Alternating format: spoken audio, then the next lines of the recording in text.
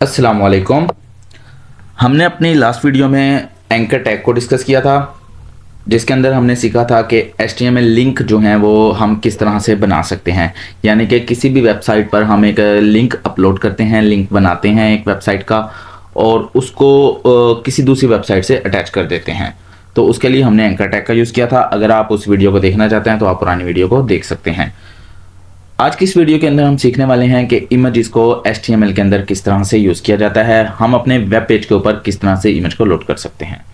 तो इसके लिए आपको सिंपल क्या करना है, आपको बॉडी टैग के अंदर रहते हुए इमेज का टैग यूज़ करना है और इसके अंदर फिर एक एट्रीब्यूट यूज़ होगा सोर्स।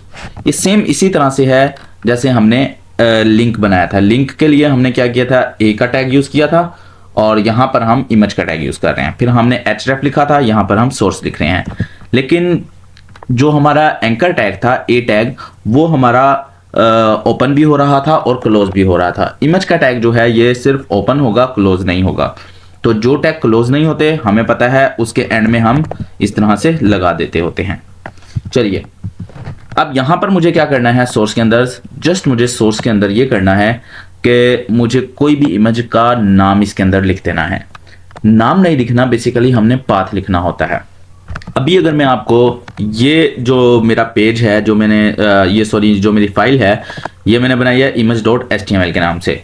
अब जरा मैं यहाँ चलता हूँ तो ये मेरी पड़ी है, मैं इसको ओपन करता हूँ तो आप यहाँ पर जस्ट आपको इमेजेस नजर आ रहा है लिखा हुआ, लेकिन यहाँ कोई इमेज नहीं है। ये इमेज जो आपको नजर आ रहा है ये जस्ट आपको इस वजह से नजर आ रहा है क्योंकि मेरे पास यहाँ पर जो टाइटल है वो मैंने इमेज दिया है।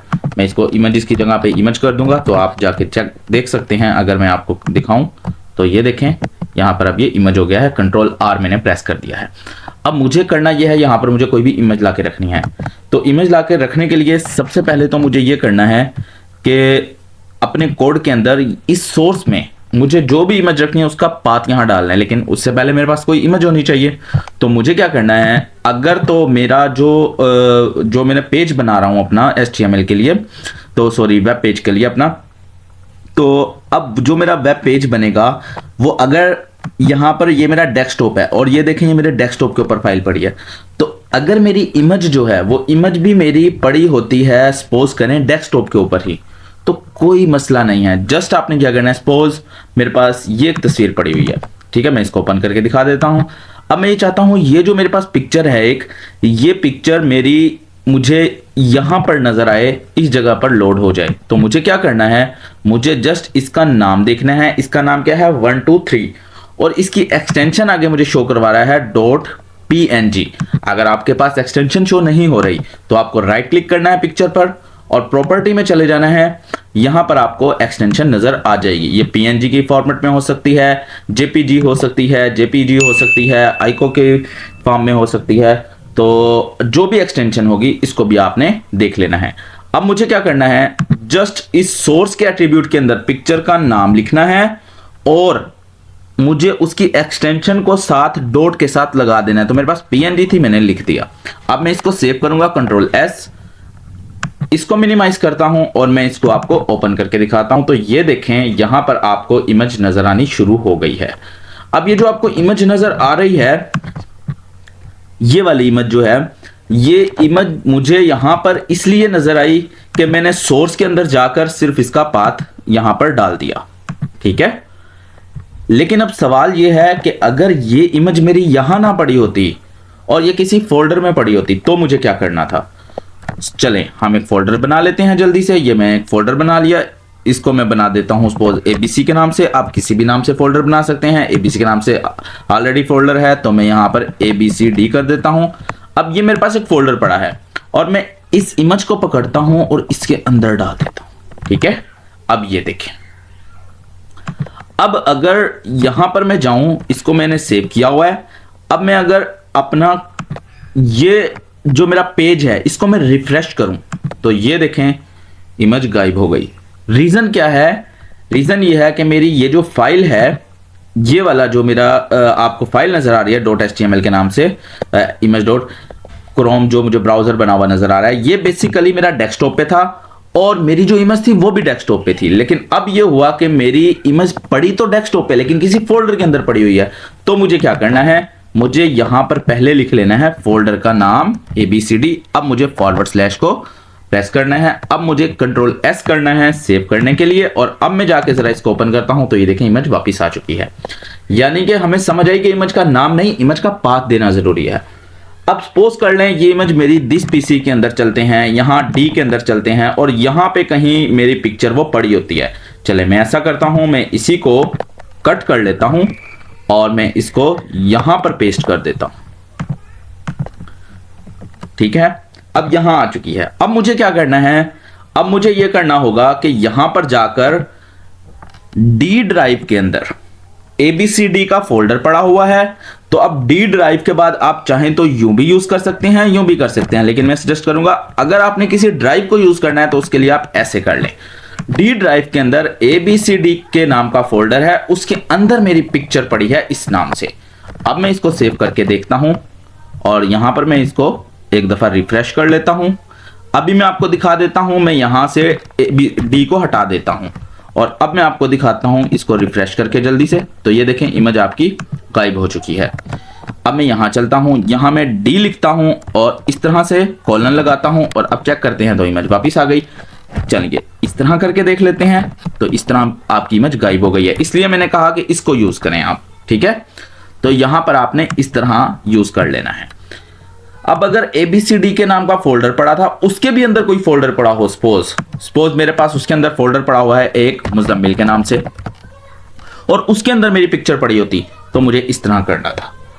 डी ड्राइव, उसके अंदर मेरा एक फोल्डर, उसके अंदर मेरा एक और फोल्डर, उसके अंदर मेरी पिक्चर पड़ी। अब जो भी पिक्चर का नाम होगा वो आपको लिख लेना है और उसके साथ आपने एक्सटेंशन डाल देनी है। तो इससे क्या होगा कि आपकी पिक्चर यहां आ जाएगी। अब मुझे यहां से मुज़म्मिल को हटा देना है, ठीक है। तो उम्मीद है आपको इस बात की समझ आई होगी। अब इसके अंदर एक एट्रीब्यूट यूज होगा साथ ही ऑल्ट का, आप चाहें तो यूज कर सकते हैं, चाहें तो ना करें। इसका क्या काम है, इसका काम बेसिकली ये है, अगर किसी वजह से मेरी पिक्चर का पाथ खराब हो जाता है, मैंने नाम चेंज कर दिया तो पिक्चर यहां पे आपको गायब हो गई है, नजर नहीं आ रही है, ठीक है। तो आप देख सकते हैं यहां पर पिक्चर नजर नहीं आ रही है। तो क्यों नहीं नजर आ रही, क्योंकि यहां पर मैंने जो उसका पाथ है वो खराब कर दिया। मैं 1 2 3 करता हूं और मैं इसको सेव करता हूं, ये पिक्चर वापस। तो अगर किसी वजह से नहीं आ रहा तो हो क्या, तो ये हो कि इस जगह पर हमें ये जो पिक्चर शो नहीं हो रही, मैं इसको सेव कर लूं एक दफा। अब देखें पिक्चर शो नहीं हो रही, तो जहां पर पिक्चर मौजूद थी वहां पर अगर किसी वजह से कोई मसला आ गया तो लिखा हुआ आ जाए, कोई भी कुछ भी लिखा हुआ आ जाए जो आप लिखना चाहें। सपोज मैं लिख देता हूं अ पिक ऑफ अ टॉय, ठीक है, आप कुछ भी लिख सकते हैं। अब मैं इसको सेव करता हूं और यहां जाता हूं तो ये देखें यहां पर साथ लिखा हुआ आ गया है कि यहां पर कोई पिक्चर पड़ी थी लेकिन वो किसी एरर की वजह से शो नहीं हो रही। अब यहां पर एक और एट्रीब्यूट है जो बड़े मजे का है, वो आप यूज कर सकते हैं। वो हमारे पास हाइट और विथ का है। विथ का एट्रीब्यूट पहले यूज कर लेते हैं, WIDTH, विथ। अब विथ के अंदर हमारे पास जो है वो साइज आते हैं। मैं यहां 200 पिक्सल करता हूं, इसको सेव करता हूं और यहां पर ये देखें, अच्छा यहां पर मैं पहले इसका पार्ट ठीक कर लेता हूं, ठीक है। 1 2 3 था। अब मैं जरा इसको हटा देता हूं ताकि आपको एक दफा तरीके से समझ आ जाए। अब मेरे पास कुछ इस तरह से पिक्चर आ गई है, मैंने हटाया नहीं है। चलिए आप देखें पिक्चर छोटी होके आ गई है। अब मैं पिक्चर को बड़ा करना चाह रहा हूं तो मैं यहां से 300 पिक्सल करता हूं। अगर अभी आप देखें तो पिक्चर हॉरिजॉन्टली भी बड़ी हो रही है और वर्टिकली भी, यानी कि उसकी विड्थ भी बढ़ रही है और हाइट भी बढ़ रही है। अब अगर मैं चाहता हूं सिर्फ विड्थ बढ़े या हाइट बढ़े तो मुझे साथ एक हाइट का एट्रीब्यूट यूज करना होगा, ठीक है, HEIGHT, हाइट। अब यहां पर मैं ये करने जा रहा हूं, यहां पर मैं 300 पिक्सल इसको भी कर देता हूं। अब देखें जरा, आपके पास इस तरह से पिक्चर आ चुकी है। अब अगर मैं सिर्फ विड्थ बढ़ाना चाह रहा हूं तो मैं विड्थ को बढ़ा लूंगा, यहां से मैं 400 कर देता हूं, या विड्थ तो कम कर लेते हैं। तो यहां पर इन्वर्टेड कॉमा जरूरी है। तो ये देखें विड्थ कम हो गई। विड्थ को बढ़ाता हूं मैं 800 पिक्सल करके देखता हूं तो विड्थ काफी बढ़ गई है। अब मैं विड्थ को कम कर देता हूं, या विड्थ को उतना ही रहने देते हैं। चलें हम ये कर लेते हैं, हम अपनी हाइट को भी बढ़ाते हैं साथ में, 500 पिक्सल करता हूं तो ये देखें मैं और बढ़ाता जाऊंगा तो और इस तरह से बढ़ती जाएगी। आप जैसे चाहें अपनी पिक्चर को छोटा बड़ा करके देख सकते हैं, ठीक है। इसको भी मैं 200 करके देखता हूं। तो यहां पर अब उम्मीद है आपको समझ आ गई होगी कि हाइट और विड्थ का एट्रीब्यूट क्या कर रहा है। तो इमेज का टैग यूज करेंगे हम, उसके अंदर सोर्स का एट्रीब्यूट आएगा, जो इमेज का पाथ लेगा। उसके बाद ऑल्ट का एट्रीब्यूट किस लिए यूज होता है, अगर पिक्चर किसी एरर की वजह से शो नहीं हो रही तो वहां पर ये जो टेक्स्ट हमने लिखा है नजर आना शुरू हो जाए पिक्चर की जगह पे। ये विड्थ क्या है और हाइट क्या है, उम्मीद करता हूं ये भी आपको अच्छे से समझ आ गया होगा। अब आप चाहें तो लास्ट में ये यूज जरूर कर लें, ठीक है। इसके बाद आप देखें अब ये आपका काम कंप्लीट है। तो उम्मीद करता हूं आपको इमेज की समझ आई होगी। अभी इमेज में और भी बहुत सारे काम हैं, तो वीडियो की लेंथ काफी लंबी हो रही है, तो वो इंशाल्लाह हम नेक्स्ट वीडियो में कवर करेंगे बाकी इसका पोर्शन। तो उम्मीद करता हूं आपको वीडियो पसंद आई होगी। अगर वीडियो पसंद आई है तो वीडियो को लाइक कर लीजिए, चैनल को सब्सक्राइब कर लीजिए। मिलते हैं नेक्स्ट वीडियो में। अल्लाह हाफिज।